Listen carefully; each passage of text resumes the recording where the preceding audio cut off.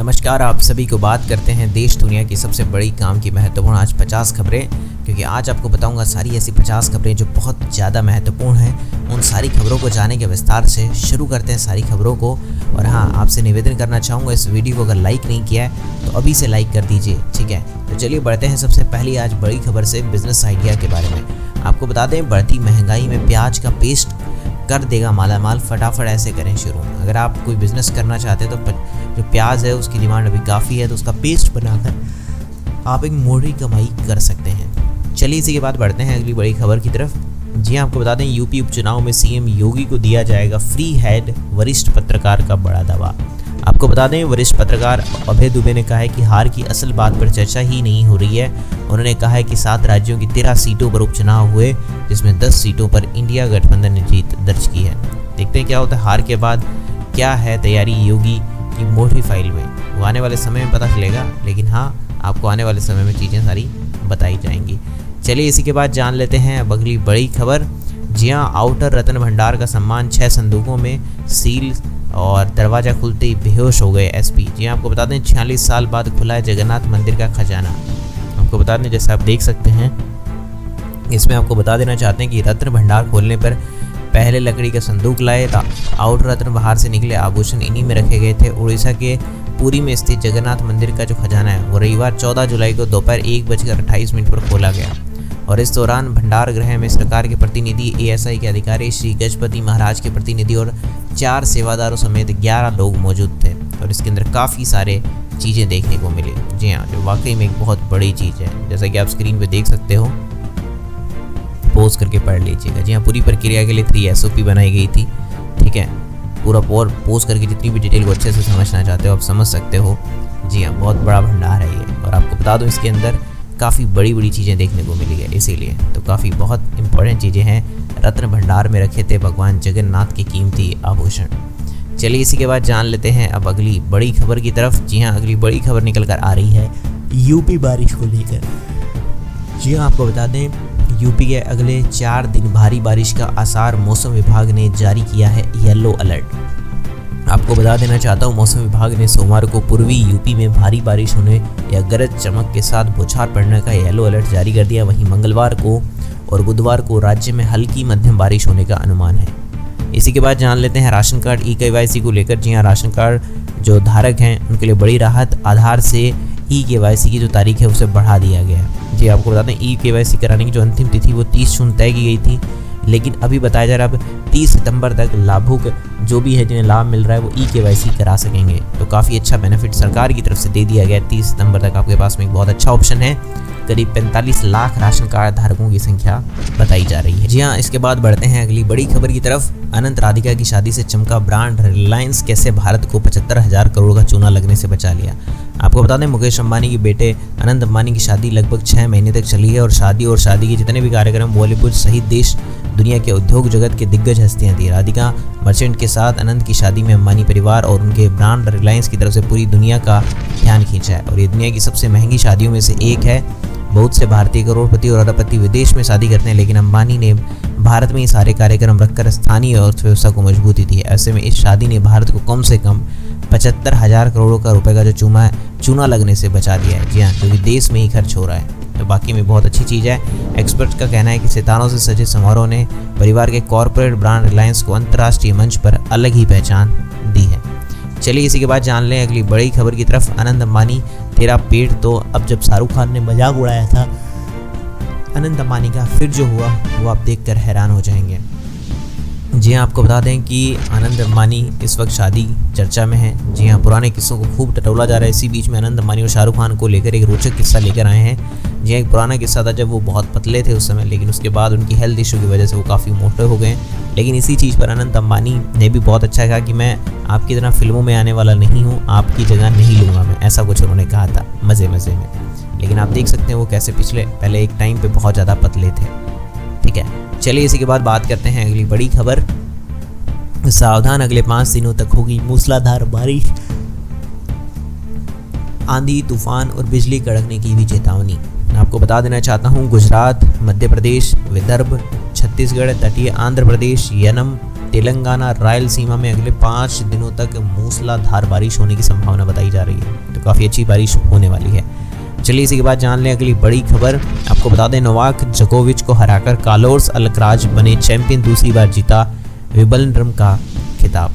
जी हाँ, चलिए इसी के बाद चलते हैं और बढ़ते हैं अगली बड़ी खबर की तरफ। 6 घंटे पहले भेजा QR कोड, रिस्ट बैंड और साल की सबसे भव्य अनंत राधिका की शादी में मेहमानों को कैसे मिली एंट्री।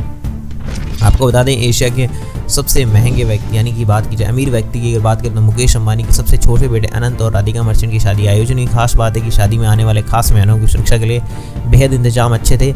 इसमें आपको बता दें पर्सनल मोबाइल फ़ोन पर भेजे गए QR कोड के आधार पर ही एंट्री की व्यवस्था थी।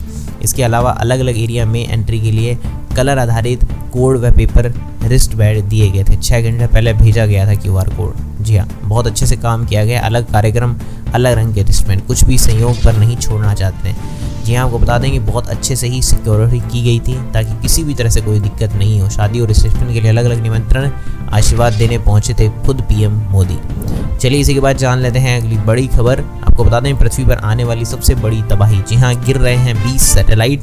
एलन मस्क की कंपनी स्पेसएक्स से हुई है गलती। आपको बता दें कि एलन मस्क की कंपनी स्पेसएक्स ने एक गलती के कारण अब पृथ्वी पर तबाही का जो खतरा है वो मंडरा रहा है। जी हाँ, आपको बता देना चाहते हैं कि जो स्पेसएक्स की बात करें उसके 20 सैटेलाइट गलत कक्षा में साबित हो गए हैं और वो धरती पर गिर रहे हैं, तो बहुत बड़ा नुकसान देखने को मिल रहा है। जी हाँ, पृथ्वी की ओर तेजी से गिर रहे हैं और कंपनी द्वारा लॉन्च 20 सैटेलाइट गलत कक्षा में साबित हो गए हैं, वो धरती के ऊपर गिरेंगे। कंपनी का कहना है कि 20 में से हम 10 उपग्रहों का संपर्क स्थापित कर चुके हैं। गलती कहाँ हुई है वो आपको थोड़ा सा बता देना चाहते हैं। कक्षा के सबसे निचले बिंदु से रॉकेट को ऊपर उठाने के लिए उनकी टीम द्वारा कोशिशें की गई, लेकिन वे उस बिंदु पर आ चुके हैं जहां से उन्हें ऊपर ले जाना संभव ही नहीं था। जी हाँ, क्या पृथ्वी पर तबाही मचेगी? आपको बता दें उपग्रहों के पृथ्वी की ओर तेजी से गिरने की घटना पर स्पेसएक्स ने आश्वासन दिया है कि पृथ्वी के वायुमंडल में पुनः प्रवेश से कोई नुकसान नहीं होगा। कंपनी ने कहा है कि इन्हें अन्य उपग्रहों या सार्वजनिक सुरक्षा का खतरा नहीं है। स्पेसएक्स के प्रमुख जो एलन मस्क है उन्होंने अपनी कंपनी द्वारा X पर साझा की गई पोस्टों पर प्रतिक्रिया व्यक्त की है, ऐसा बताया है। बाकी देखते हैं क्या होता है, आने वाले समय में पता चलेगा। चलिए उसी के बाद बढ़ते हैं अगली बड़ी खबर। जी हाँ, आपको बता दें जब अपने पति को गोली लगते देखा तो ट्रंप पर जानलेवा हमले के बाद पत्नी मेलानिया का पहला रिएक्शन।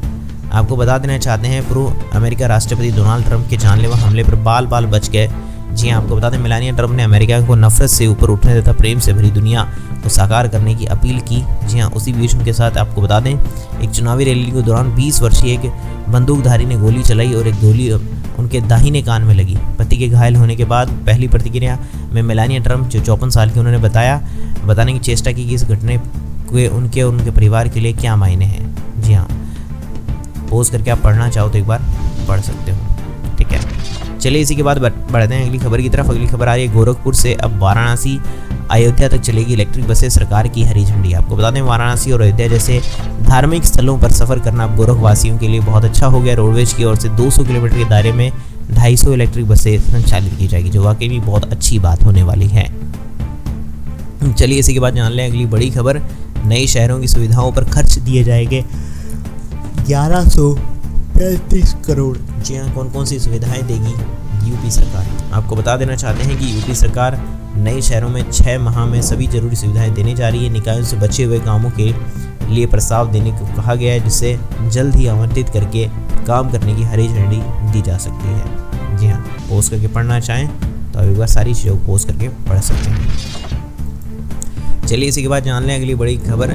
मुहर्रम बंद होगा तो कांवड़ यात्रा भी बंद, CM योगी के बयान पर AIM-PLB की दो टूक। आपको बता दें मुहर्रम जुलूस पर यूपी सरकार के हालिया आदेश पर कमाल फारूकी ने राम लीला और गुरु नानक जयंती जिक्र करते हुए योगी सरकार पर तंज कसा। उन्होंने कहा कि इस पर कानून लाना चाहिए, ऐसा उन्होंने कुछ कहा है।